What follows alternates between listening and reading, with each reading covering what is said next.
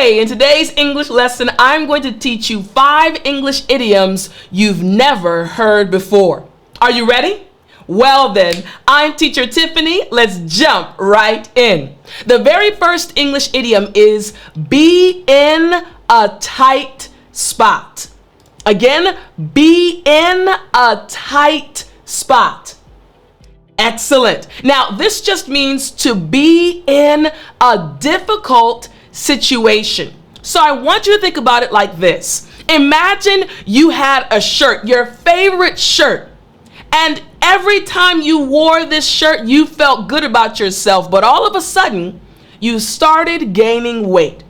So when you go to put on the shirt that you love so much, all of a sudden, it's a little tight. It's difficult to get the shirt on, and even more difficult to get the shirt off. Taking the shirt off requires extra energy. It's a difficult situation. That's why we say be in a tight spot. Makes sense, right? Again, a difficult situation. So let me give you some example sentences. Here's the very first one. You have put me in a tight spot, so I think I need to let you go. This is a very hard situation for me to be in. I can't really help you anymore. I need to let you go. You have put me in a tight spot, so I think I need to let you go. Sentence number 2.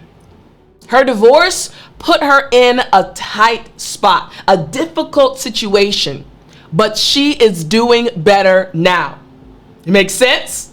And sentence number 3. Jeremy put me in a tight spot when he brought up the bankruptcy in front of everyone. I didn't want everyone to know about my bankruptcy, so I felt very awkward. It was a difficult situation when Jeremy told everyone, brought up my bankruptcy. Makes sense, right? Again, we say be in a tight spot. Now, idiom number 2 is also a very useful one. Idiom number 2 is be off the mark. Be off the mark. Once again, be off the mark. Excellent. Now, this one just means not achieving the desired result due to inaccuracy. Think about it. Maybe you took a test and you expected that you were going to get an A on the test, but then you receive your test results and instead of an A, you get a C. Wait a minute, that's not the expected result. You were off the mark. Again, not achieving the desired result due to inaccuracy. Here's the first example sentence. I was really off the mark on my exams.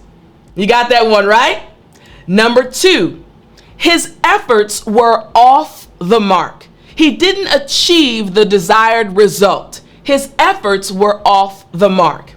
And finally, the weather forecast was really off the mark today. You know, the weather forecast said that, hey, it's going to be a sunny day, but it rained all day.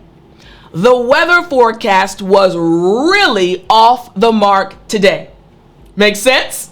All right, let's move on to English idiom number 3.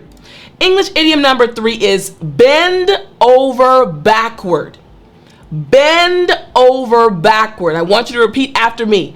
Bend over backward. Excellent. Now, this idiom just means to work extra hard in an effort to make someone happy. Again, you're going the extra mile. You're working extra hard in order to make someone happy. Now think about bending over backward. It's not really the easiest thing to do. You have to put a lot of effort in order to do it, right? It's just saying that you're working extra hard to help someone else out.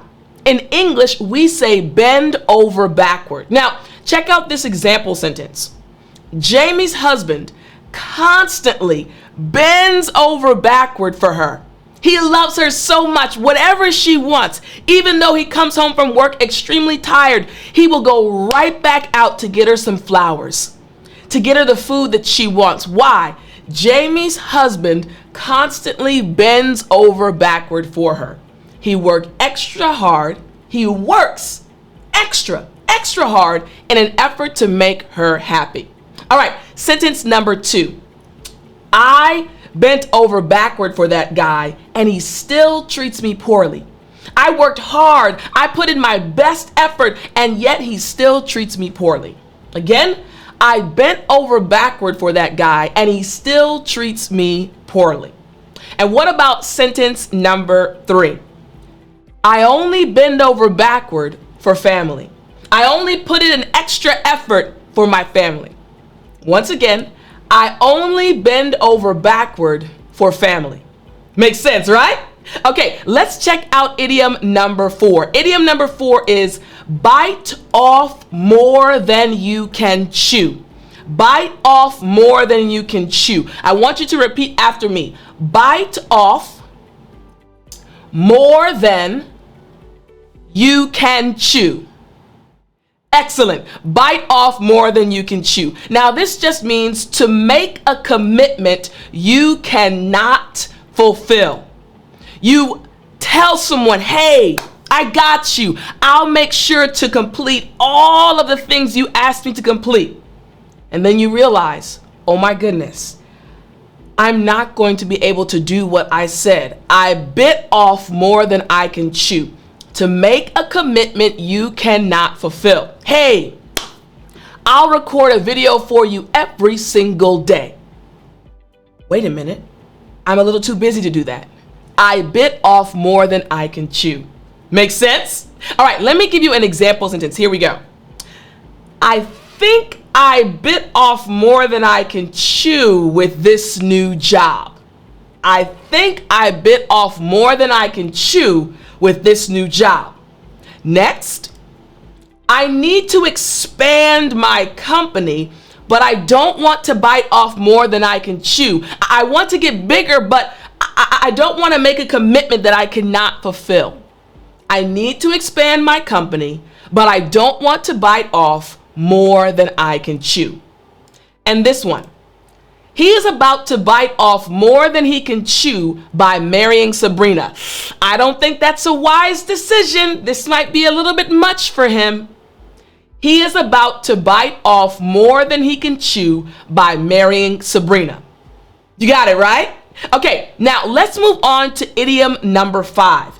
Idiom number 5 is bitter pill to swallow. Bitter pill to swallow. After me, bitter pill to swallow. Excellent. Now, a bitter pill to swallow. This just means an unpleasant happening that is difficult to endure. Something that happens that it's hard for you to accept. It's hard for you to believe that this thing is happening to you. An unpleasant happening that is difficult to endure. It's not easy. A bitter pill to swallow. Now, let me give you an example sentence that will help you understand this idiom. Moving away from family was a bitter pill to swallow. It's so hard to move away from family. For example, you know I lived in South Korea. I lived there for almost 10 years. And during that time, I missed so many family events. It was a bitter pill to swallow. But now I'm home and I'm with my family, so I'm happy. But again, moving away from family was a bitter pill to swallow. You got it? Good. Next, we have this sentence. The pandemic is a bitter pill to swallow, but we will overcome this. Yes, you know about the pandemic that we experienced all around the world, right? With 2020 and the COVID pandemic. The pandemic is a bitter pill to swallow, but we will overcome this. Make sense? All right, and sentence number 3. Failing the bar exam yet again was a bitter pill to swallow. I failed again. I gave it my all, but I failed. Failing the bar exam yet again was a bitter pill to swallow. Make sense? All right, excellent. So now you know the 5 English idioms that you didn't know before, but now you can use them in real life. Now, I want to keep helping you, so if you want my free English newsletter, all you have to do is go to www.speakenglishwithtiffani.com/newsletter. Each week, I send out English tips and so much more to help you along your English journey. So remember to keep speaking English, keep studying hard, and I will see you in the next lesson.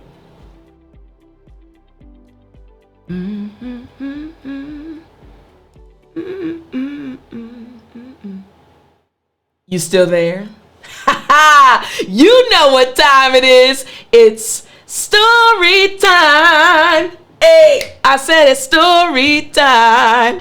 All right, now today's story is actually about my neighbor. That's right. So you might not know this, but I am an artist. I love to draw and I love to paint. I've been a painter my entire life. I can remember when I was around 5 or 6 years old, just drawing for hours.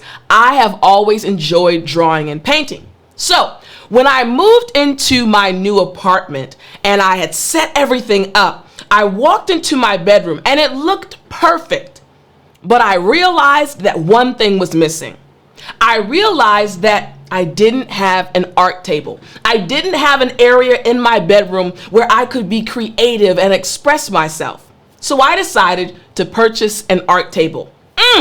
I bought a beautiful art table. I went on Amazon, didn't find one that I wanted. But then I went to a store called Michael's. Michael's is a popular arts and crafts store here in America. And I found the exact table I wanted. It was a glass top table with black legs, and it had a very useful way of lifting up. The mechanics were beautiful. I could tell by watching the video that it lifted up just so nicely. It was the table I wanted. So I clicked buy now. Purchased the table. Now, remember it was a table, so it was going to be big. Now I live on the 3rd floor. So I said, okay, when they deliver it to my apartment, I hope they don't leave it downstairs. I was praying they would bring it to my door. So a few days went by, then a few more days, and I got a notification on my phone. Tiffani, your art table has arrived. Ooh, I was excited. So I went to my front door. I unlocked the door and I opened it, and there was nothing. And I could hear the music playing. Da-da, da-da, da-da. I said, no. They left the table on the 1st floor. Remember I said I live on the 3rd floor. 3 flights of steps. I'm one person. I'm strong. I'm in shape. But not enough to lift an art table up 3 flights of stairs. Now, I had just moved into the apartment, so I didn't know anyone really. So I walked downstairs and I saw the art table. A huge box. So I said, well, let me see if I can try to maneuver it. No, there was no way to maneuver it. So I walked back upstairs, and right when I was about to go inside of my apartment to try to figure something out, I remembered, wait a minute, one of my neighbors, in passing, I had seen him in passing, he just said, hi, how are you? I said, hey, I'm new here, and that was it. A few days prior to me receiving my art table. So I knocked on his door. I said, hey, he said, hey, how are you? I said, I'm fine. I said, I'm so sorry. Would you mind helping me bring this table upstairs?